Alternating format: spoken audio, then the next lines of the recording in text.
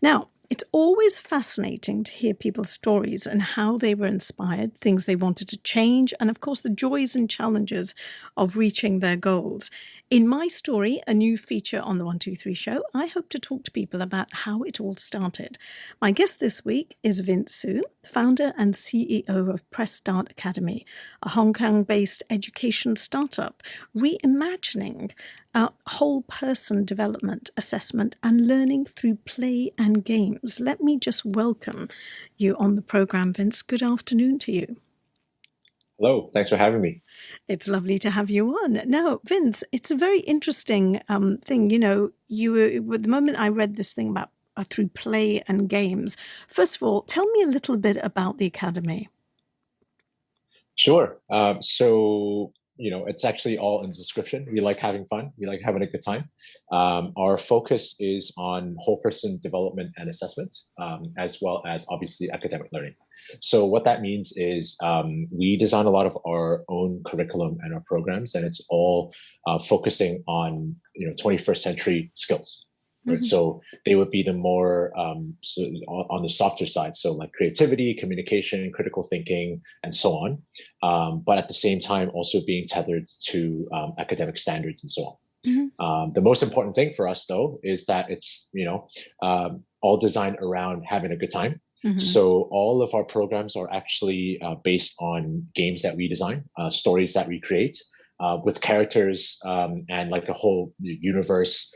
So our students are actually the protagonists. Imagine watching a TV show and having the students be the main characters and making decisions where they should go next, how they should defeat the bad guys, and so on. And so all of the stories and all of those things are designed around that. And it's from that emphasis on story, it's from that emphasis on having fun that we're able to glean a lot of the assessment pieces as well. That sounds really interesting. Now, where did the inspiration for this come? Is this something that is bubbling away in your mind for years, or what made you do this? Yeah, so it's just a funny sort of combination of all the things that I've been thinking about for like quite a while now. So obviously, I've had a long-standing interest and passion for education. That was built even when I was in like high school, actually, getting a chance to work at an NGO in Hong Kong for 3 summers and designing and teaching my own classes at the time.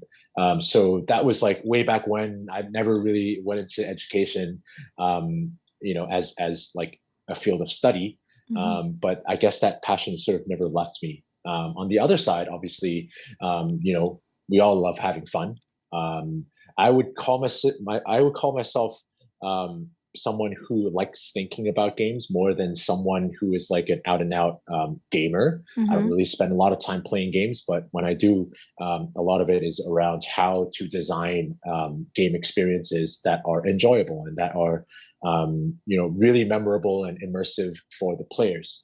And so, it's just a few years of experimenting. Obviously, over the past 2 years, it's been an additional challenge figuring out how to, not only do education online, but also to, create sort of gaming experiences and fun experiences online as well. But that all has kind of come into this really great melting pot, and our whole team is having a lot of fun designing all of these things. Well, it sounds great. And I think, you're speaking the language of many young people today who perhaps just need a change, because it's amazing. I mean, I have nephews and some of them now are just like saying, look, I don't really want to go to university. I don't really want to do this. I'd rather learn like this. So it's really about kind of breaking some of those norms of education, isn't it? And it's not, I mean, I don't think you need much convincing for the young people, but it's convincing the parents perhaps, isn't it, more so? Absolutely. And, that's actually a question that I get a lot from schools and from parents as well, is, how do you convince parents that, this is something that they should be going for? And, to me, I have a very huge respect for the school system, right? I had a lot of great teachers growing up, both in Hong Kong and in the US. And, the work that they're doing is the most important and the most inspiring work that can be done. And so our place and how we see ourselves is hopefully being able to help teachers and educators and parents chart a path down the same path that ultimately I think all of us want to go down. And that path is really simple. How do we make learning the most fun it can be? Right? If we ask a parent and we ask a teacher, do you want your kids to have fun? Like, no one really is going to say no. Yeah. And so the flip side of that is, do you want also your kids to be productive at the same time? And no one really wants to say no. And so that's how we approach our work as well, right? We're on the same boat. We have some ideas. Obviously, we're not as steeped within the education sort of profession for like decades and centuries and whatnot. But we have some ideas, we have some thoughts, and we have some inspirations from the popular media that everybody consumes, from the films that we watch, superhero movies. We design a lot of our curriculum around superhero stories, adventures, games, and all of those things. And so if you apply that interpretation, we're actually, aiming for the same direction. Yeah, but just in a film, it sounds great. I mean, like, for instance, give me an example of, say, for instance, a particular subject, whether we're talking, say, maths or history or whatever. I suppose history is a very good one to be able to do like that. But in order to create a lesson for, these students, how would it work? Like, what kind of things, like, without giving away your games or anything like that, but, what sort of interactive stuff is in that game for that child, for that student to be engaged, to learn as well as enjoy? Sure. So, I can actually talk about a science program that we've got coming up, and that's a story. We call it stories. So we run stories for a couple of different age groups. Actually, we just kind of tweak the difficulty depending on the age groups that we're running for. So this story is called A New Frontier, and it's a biology sort of foundations program, and we go into the basics of evolution, ecosystems, and biomes. And really talking about like what kinds of, animals exhibit what kinds of traits in what kinds of habitats and so on. But we actually borrow a sci-fi, a science fiction story that we've created in order to teach these concepts. So why it's called The New Frontier is because the story is actually that the human sort of space force movement has discovered all of a sudden a set of new planets that no one else has discovered before. And all of our students are now part of this pioneering space mission to go into deep space and help us explore them for the first time. Wow. And so out there, this is a 5-day program that we're running in a couple of weeks, actually. And for the first 4 days, we're going to go into 4 new planets. And one planet is going to be like a rainforest biome. One is going to be, an ice planet. Another one is going to be a desert planet, and so on, right? And so we land there, and we've also created sort of like Pokemon-inspired kind of little creatures, so we can understand like, oh, this is a creature that resides in this fictional desert planet. What kind of traits can we learn, right? And so we then draw the connection back to Earth biomes and ecosystems and environments. And we have like little simulation games that the kids can play to understand like, oh, these are some of the traits that you might want to develop in this sort of situation, and so on. But the grand finale is probably the most exciting for me as well, is the 5th planet is actually none of us knows what it is. We just see it like this black mass somewhere. And that's actually the final project for our kids. To make that planet. They need to create their own planet, and they need to create their own biomes and like animals and creatures, and apply all of those concepts back into that final. Yeah. So how does this kind of fit in? Is this something that you do in like with the school curriculum? Like, for instance, they might do like 2-3 hours of this, or they, they come out the school and then they have an hour. How does it work to get in? I mean, it's not a full-time academy type thing, is it? How does it work? Yeah. So we've done like we operate in different ways. So we are working with a number of schools as after-school partners. So that is either during the week when we kind of run special programs as part of the school Right, calendar. right. Sometimes it's optional for parents to sign up as part of the school, and sometimes that could be on weekends as well. And obviously, we also have our own center. Right now, we don't really operate out of our own center, but it's kind of the same concept. How it kind of fits in is it really depends on the context. So for the programs that we're running that are driven by parent signups, all of the curriculum is tethered to international curriculum standards. Right. So for example, the science one that I was mentioning just now, it is aligned with particular modules within like an IB science curriculum. Right? Are we purporting to replace like in-school teaching? No, not necessarily. So it really depends on how we are seen by the students and by the parents as well. Now, obviously, there are going to be some programs that are fitting within the school.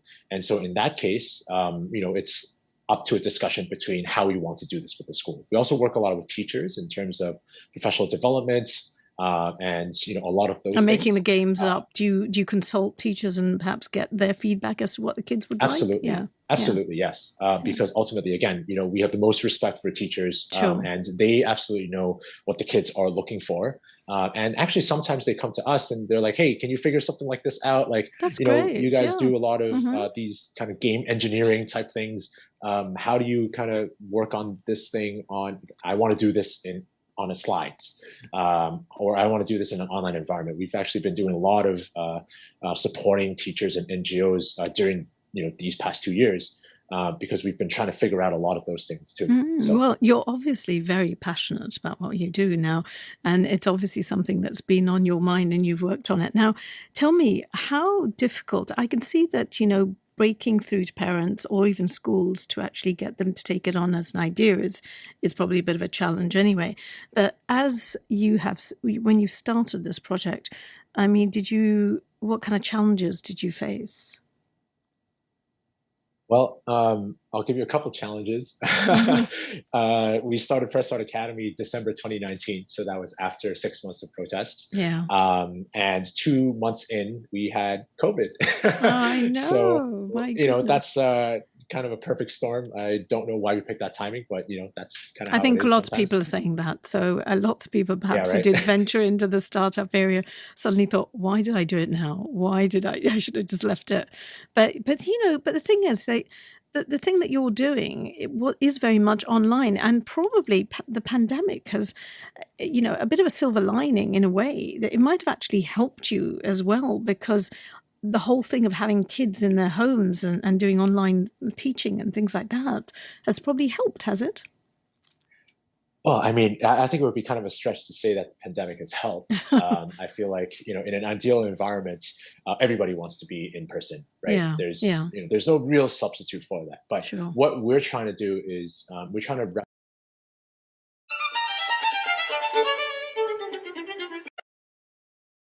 an in-person environment as best we can. So, people see gaming or they hear like learning through play and things like that. It's like they hear gaming and it's a very solo experience. You're looking at the screen. It's a one-to-one interaction. What is the most important part of in-person face-to-face learning is the social aspect, especially for younger kids who are just starting to develop those skills. And so for us, what we want to do is we want to replicate as best those types of social interactions as we can. And we just use the webcam as a substitute. Everything else should be as tactile as possible. We're trying to keep all the instruction as analog as possible. That's why we mail learning kits to the kids. We have little dice in there. So they're also rolling dice, at their tables, and they just show the result to us on the camera. And there's little things that happen on the back end. So we try to engineer it in that way. So how does this pan out? So once the pandemic, which I hope is, coming to an end now, once this ends, then how do you foresee, because obviously you're doing everything online at the moment, how do you foresee what's going to happen? What shape is it going to take then? Yeah, that's interesting because number one is I don't think online learning is going to go away. No. Right? Because obviously you can't rule out, future waves, number one. But there's also an additional element of online actually works better for certain use cases. So, you're able to get guest speakers from outside of Hong Kong, for example. You're able to tap into like other sorts of expertise. You're able to create self-paced learning videos and experiences and games that, students can play at their own time. And so you're really thinking not just about moving online versus offline, you're really thinking about how different types of interactions are created. Right. Now, obviously, we also want to get back into the classroom. And that is actually the most fun that you could have, because, nothing is more exciting to us than a group of 4, 5, 6, 7 kids like jumping up and down because they defeated the final boss. So when you say get back in the classroom, is you get in the classroom, you have a game that they play partly on the computer, partly with interactive stuff in the classroom, and then they're all there, whether it's a group of 4 or 5 or whatever. Is that how it would work? Yes? So sometimes it's on a computer. Actually, a lot of times it's analog. Okay. So so it's board games, card games, and oftentimes like a mix between multiple modes, because that's, it also gives kids different types of tactile experiences and ways to interact with different things. So that's super exciting for us to try to figure out as well. Great. So where now do you see yourself in about, say, 5 years? What would you ideally like to be able to see happening out there? Well, the encouraging thing is that we've already done like quite a bit of stuff outside of Hong Kong, especially in this time, right? We've been working with schools in Singapore and mainland China, and we also have like regular programs with kids that are entirely based out of Hong Kong. So we know that what we're doing is universal. It's liked by kids universally. And the outcomes, the types of evaluations and the assessments that we send back to parents and teachers, that's also liked universally. And so we want to just keep doing this. And hopefully, going universal is the focus here, right? If there's something that is not confined to the Hong Kong syllabus or the Hong Kong way of education, then who knows, let's go big. What has been the most kind of high point or low point of this journey of yours? Just your story about this. So if you think back, when was the time that you were, wow, that's fantastic, or we thought, oh no, what do I do now? Has there been a high point, low point? Yeah, I think the high points are like every single time we see genuine reactions from the kids.